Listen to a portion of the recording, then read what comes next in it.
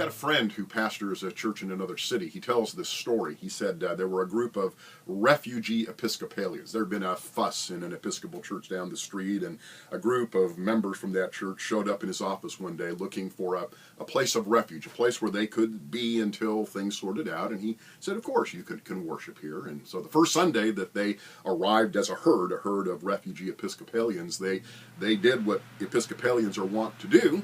They came into the sanctuary of the church, they got to the end of the pews, and they genuflected. And much to the consternation of the disciples in the room, who were much more comfortable sitting in the presence of the Lord. And so the next morning, a delegation of disgruntled disciples showed up in his office and asked him who were those people and why did they do that. And he explained to them that they were simply acknowledging the real presence of Jesus Christ in the gathering of worship, and by bending their knee, they were showing reverence. They were showing their declaration of faith in the real presence of Christ. Apparently it was persuasive, because my friend tells me that next Sunday morning, when he got ready for worship, he went into the sanctuary and he saw all of his disciples genuflecting at the end of each pew as they went in. So a group of genuflecting disciples, maybe the only ones in the family, raises the question: do we believe in the real presence of Christ? And if so, where do we look for the real presence of Christ?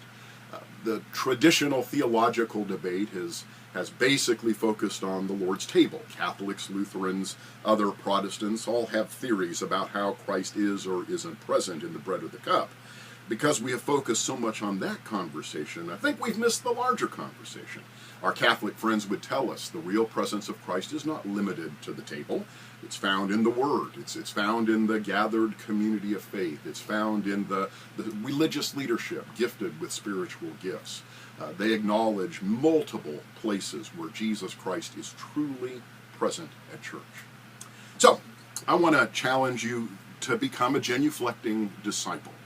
I'm not literally, although I wouldn't object, more symbolically. Think about where the risen Christ is present. Where is Jesus Christ truly present in your life, in your church, in your world? And what response are you going to make to that?